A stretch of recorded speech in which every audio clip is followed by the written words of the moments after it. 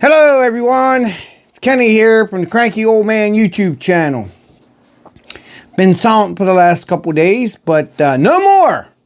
I want to talk about something, something I watched a lot about, read a lot about. But my style. I don't write it all down and I don't make it very easy to comprehend. My style was more of dazzle them with you can't dazzle them with brilliance, baffle them with bullshit type thing. If you haven't really been thinking or listening to the about the bombing in Las Vegas with that Matthew Burgesberger, along with the other fool down there in New Orleans, this speaks high level to me,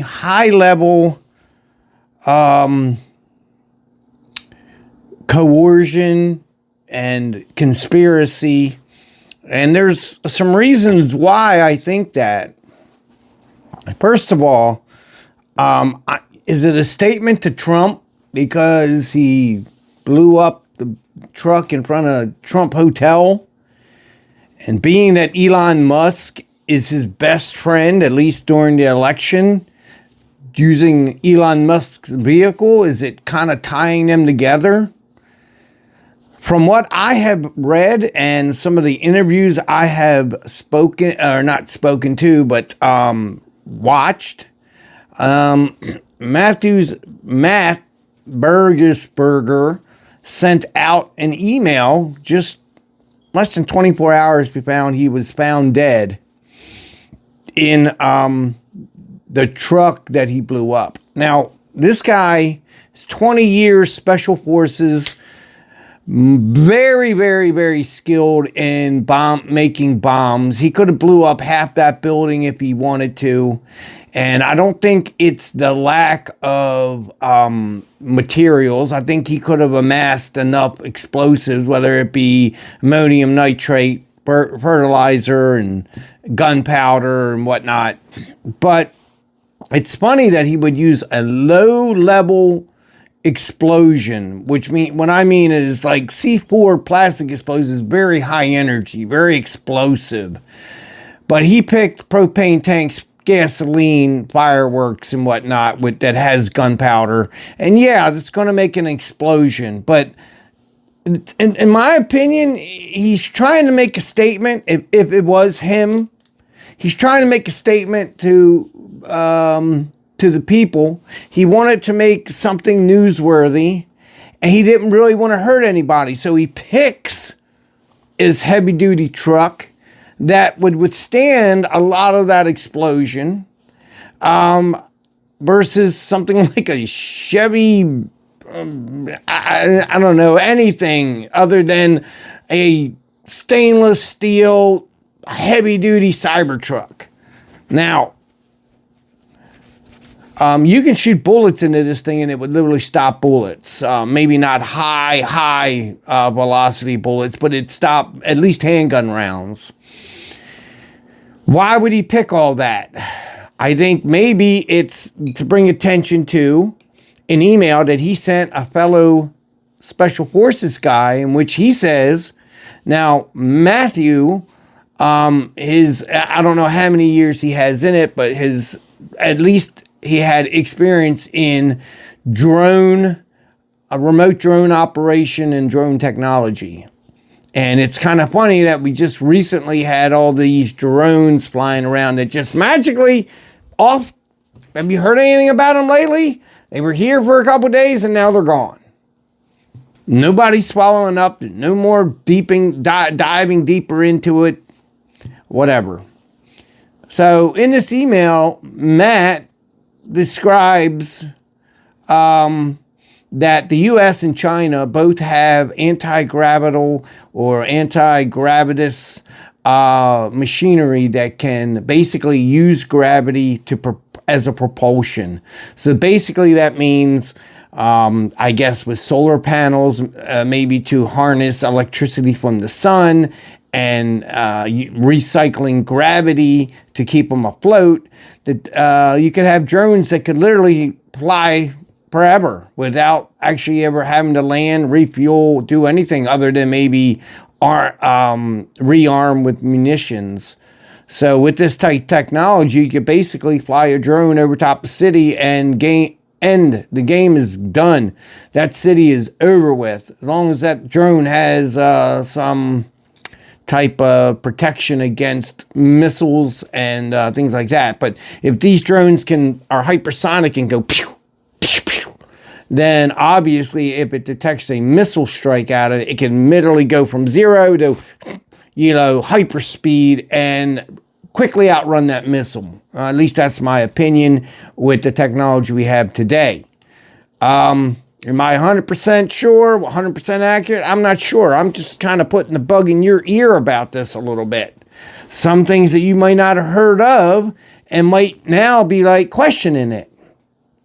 So Matt puts out this thing warning that US and China both have this technology, and these drones that we saw off the East Coast was launched by China, not Iran, but by China from the sea, and they were just doing a test and a show of force. Much like he states that, much like the Chinese weather balloons that fly over, he said there's 3 and 4 of those at any time and given time flying over the United States. And being in the special forces with the drone research and technology, I'm sure he had all the information concerning that. He certainly had enough experience and training to know how to make a better bomb than what he did. So like I said, I think he made a bomb to create some awareness and coverage. And then hopefully this email, because he, from what I read, had attempted to warn the U.S., the State Department, the Congress, the upper echelons of the military, and nobody really was taking them seriously, or they were just trying to keep them quiet. So that actually brings up a second theory that could possibly also happen. Was Matt killed? Because he was trying to get this information out, and maybe he thought it was more important, and he tried to get it out. And the reason why I say that is a Cybertruck can be remotely driven from one spot to another. Okay, that's the first thing. And watching some of the video, they don't show the car at one spot and continuous travel all the way through till he gets to his destination. They don't show it pulling up and sitting there for the 17 seconds that it sat there before the explosion. They're just picking little pieces and giving it to you.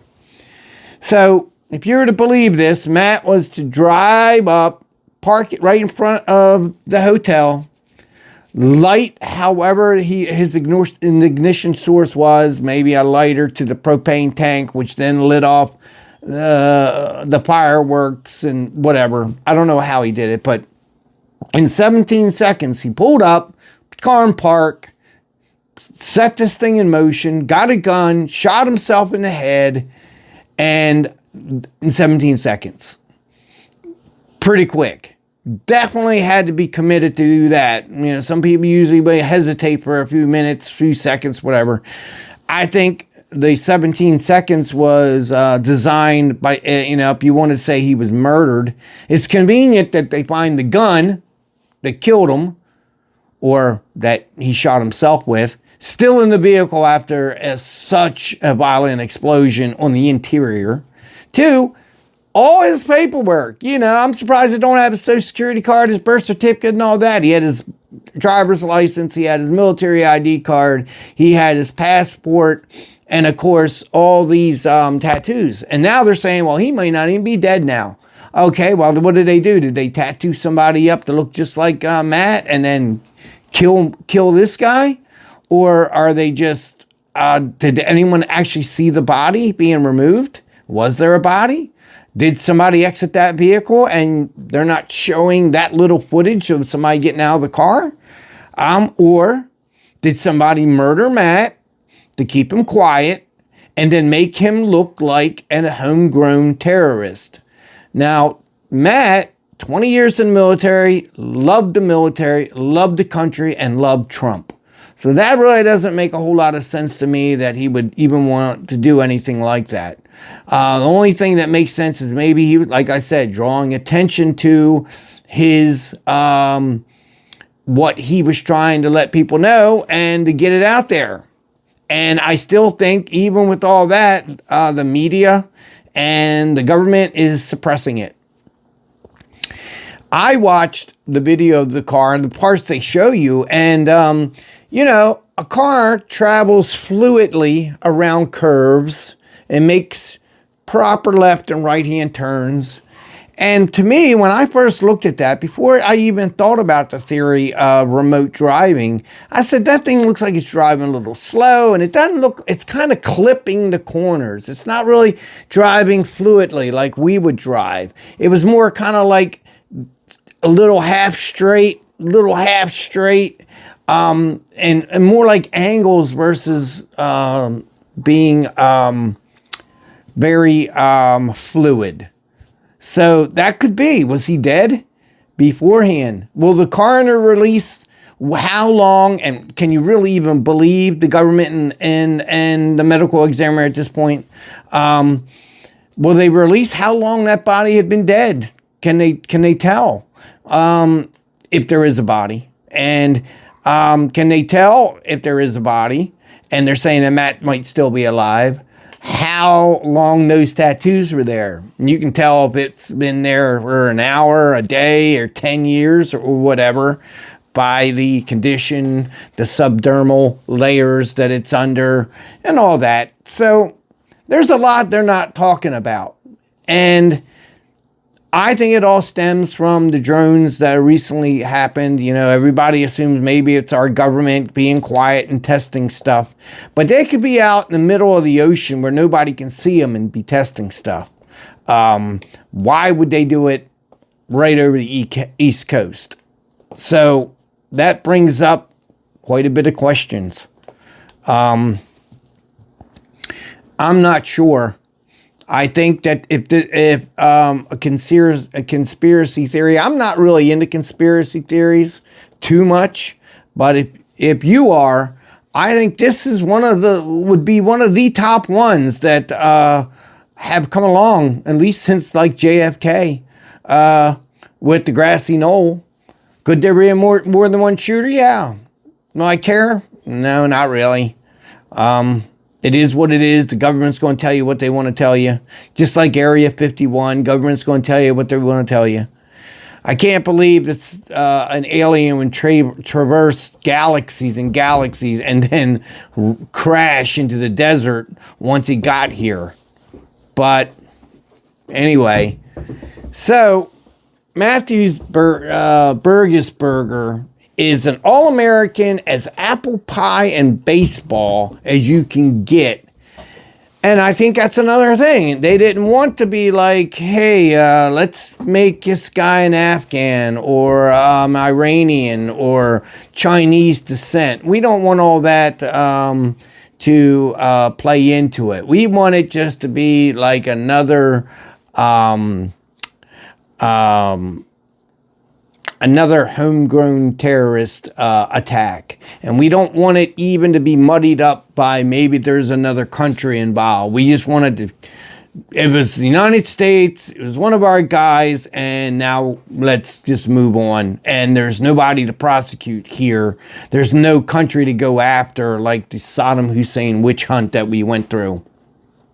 So that brings up, you know, part of that theory. It's, hey, we want to blow this up, maybe, kill this guy, and then make him look like he's the fall guy.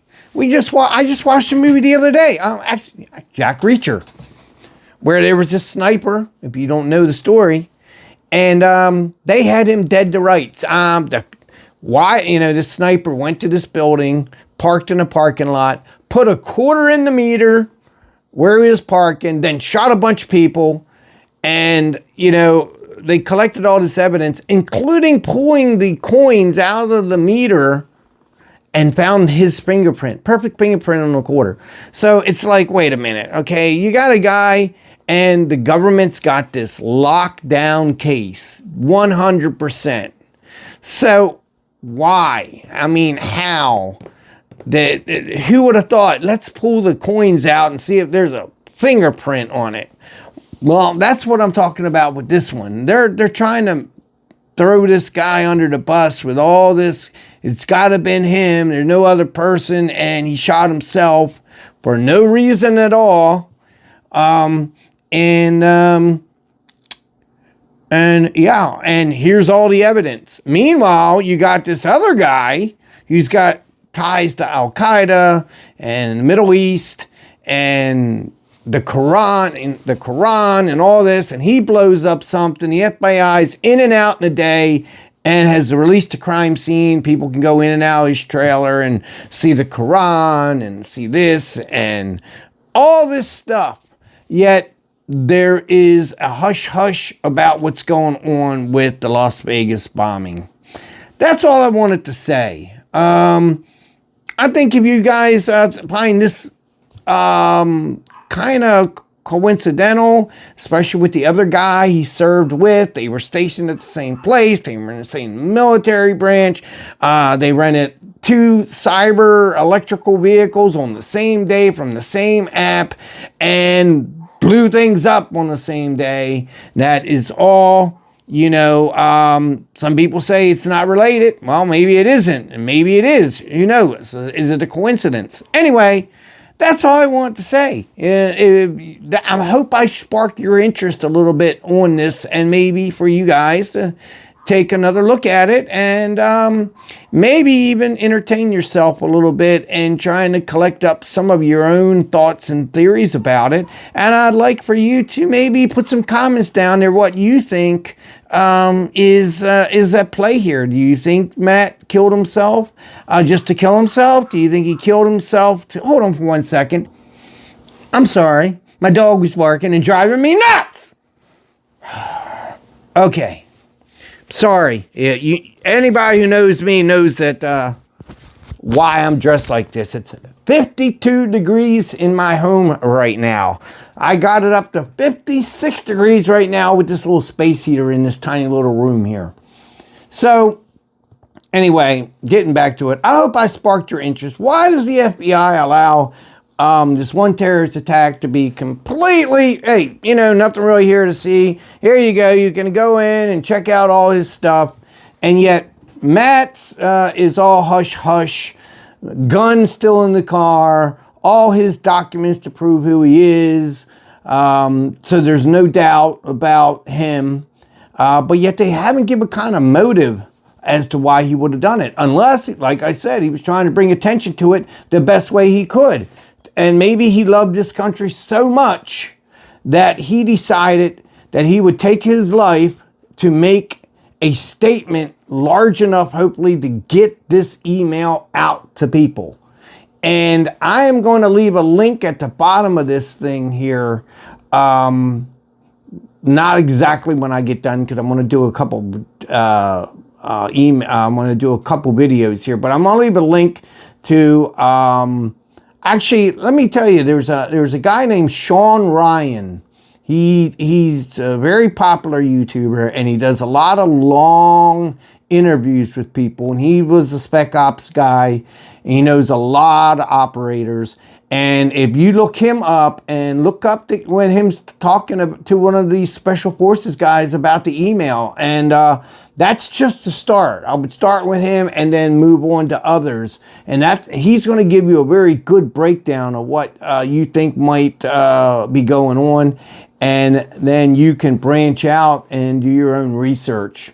I think it's very, very suspicious. Very.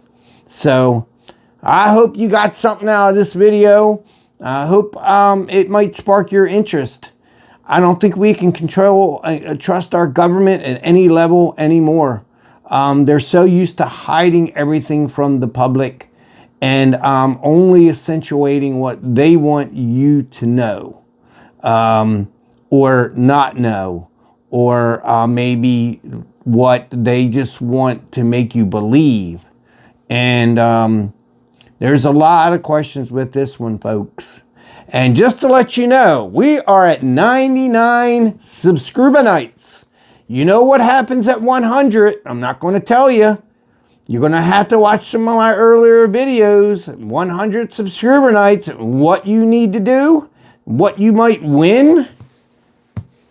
There's a video out there, or two. Go back, watch them, and you might like it. All we need is one more, and I will announce it when I hit that 100 subscriber night. Okay, ladies and gentlemen, where's that stupid, I don't know. I just been shutting it off like this nowadays because that little thingy never worked anyways. So, all right, I'm going to put a couple more videos out. I hope you like Winston the Wonder Pup. I put a few out. This dog is plain nuts. He's got some quirks that I have not been able to catch yet. Some of them. And I've caught some of them. I don't want to put 10 Winston the Wonder Pups out. But I'll tell you what, I put out Marty the Master Manipulator, and he hit 1,000 views and like 80 likes in hours. It's amazing. Maybe I should just stick to filming my dogs, and I'll get more likes and subscribers. So my lady subscribers went up a bit, and I think it's because of Winston the Wonder Pup. And of course, Marty, who's my old man, he's almost 12 years old now, and he's having a hard time getting around. But every day is a blessing with him. 8 to 10 years is the average for a boxer, and he's at 12. So every day that I have him, I consider it a blessing. I love him. He is my heart. And Winston is the new pup who took over when my English Bulldog met an early demise. He got into something in the middle of the night, came in and ended up dying while we slept. And that was very tragic to me and hurt a lot. And against my advice, my wife wanted to buy a dog right away, and we ended up with Winston, who was only supposed to be 8 pounds, and now he more like 18 pounds. But anyway, I'm going to cut this one. I want to go to 1 or 2 more videos, and let's get that 100. So I can get this thing out of my house and send it to somebody, a lucky person who might like it. And if you don't like it, you don't have to do what I asked you to do in the video to get it. Let somebody who really wants it get it. So out of the 100, if you're not liking it, don't put in for it. And if there's only like 30 people who like this genre, let those 30 people be in the pool. Remember, in order for me to see who you are, I'm pretty sure you have to put your profile to public for what I'm going to do for that week. And then, or once I get the list of the people, then I'll let you know. But I'm going to wait a whole week. So you got a whole week to figure out what I'm talking about and do what you need to do to possibly win something. And then from that week, 7 days from the time I announce it, at that time, I'm going to announce the winner. Okay, peeps. I appreciate you watching. Like I said, check into it. I think it's kind of crazy. All right. I'll talk to you and see you in my next video.